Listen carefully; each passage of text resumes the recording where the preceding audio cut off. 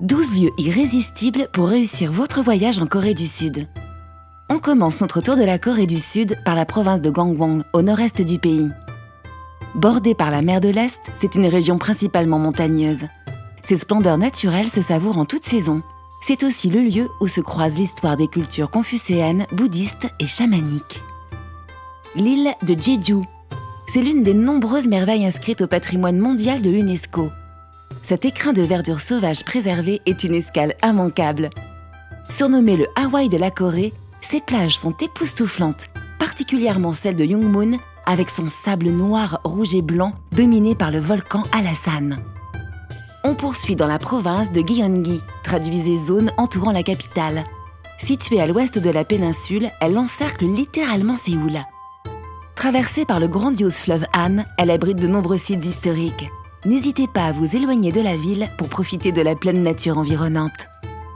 Busan, c'est une grande ville portuaire entourée de montagnes où règne une ambiance calme et accueillante. Ne manquez pas la visite du village culturel de Gomcheon et ses petites maisons accrochées à la colline, colorées par des artistes. Le marché aux poissons, les nombreux temples, la forteresse de Gyeongjong et le parc naturel de Daejeongdae. Séoul. C'est une capitale résolument jeune et particulièrement festive, mais c'est aussi une mégapole culturelle et artistique. Turbulent et ultramoderne ou paisible et traditionnel, les quartiers de Séoul possèdent tous leur singularité. Voici les 7 incontournables. Myeongdong, c'est le paradis des fashion victimes et des fans de K-pop et de K-dramas. Insadong, c'est un quartier très populaire qui garde un lien fort avec la tradition. C'est là que se concentrent les marchés aux puces locaux, les galeries d'art et de charmants salons de thé. Gangnam, rendu célèbre par le tube planétaire Gangnam Style, c'est une sorte de Champs-Élysées coréen, le must pour les adeptes du chic luxueux. Bukchon Hanok. Autrefois demeure des aristocrates, ce village du XIVe siècle a conservé ses maisons traditionnelles en parfait état, les Hanok, typiques de l'architecture coréenne. Une belle occasion de faire un bond dans le passé. On continue notre visite de Séoul avec le palais royal de Gyeongbokgung, construit sur les ruines de l'ancienne cité des rois de la dynastie Joseon au XIVe siècle.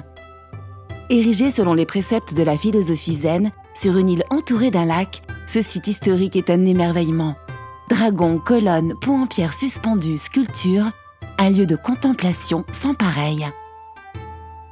Suivez-moi maintenant dans le très coloré palais Changdeonggung à l'architecture unique empruntée aux palais orientaux.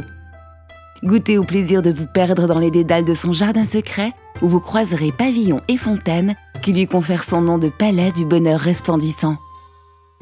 La rivière de Cheonggyecheon parcourt 10 km avant de se jeter dans la mer Jaune. C'est une oasis de fraîcheur et de calme au cœur de la capitale sud-coréenne.